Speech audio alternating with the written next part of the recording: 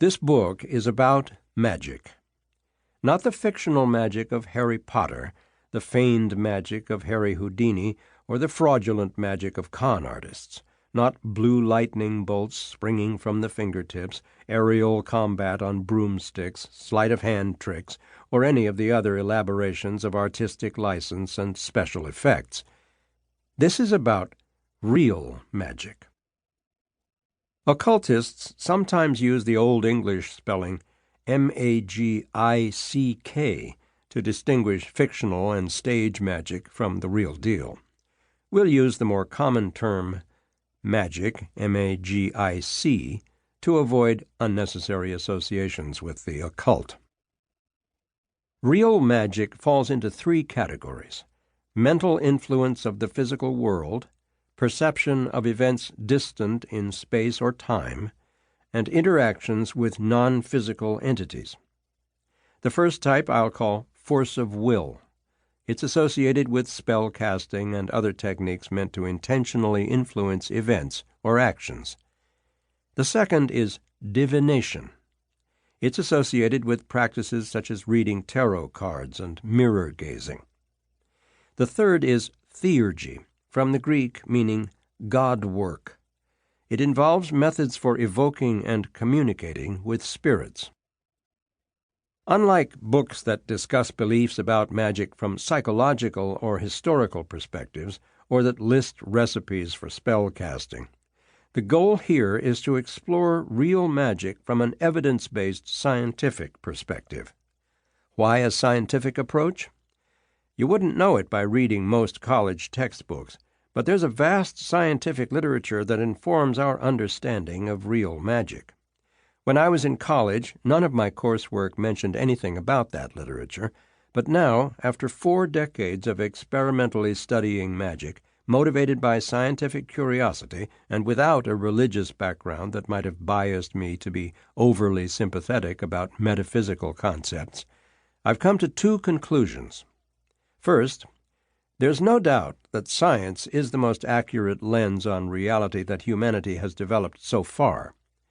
What we've collectively discovered about the nature of nature over the last 3 or 4 centuries, from the quantum to the cosmological, is an awe-inspiring testament to our creativity and imagination. Technologies based on that knowledge provide proof that our discoveries are valid. So when considering real magic, it would be foolish to just throw away what we've already learned. But second, reality viewed through the lens of science is an exceedingly thin slice of the whole shebang. Science is tightly focused on the objective, measurable, physical world. That focus excludes the one and only thing you can ever know for sure, your consciousness, that inner spark of sentience that you call me.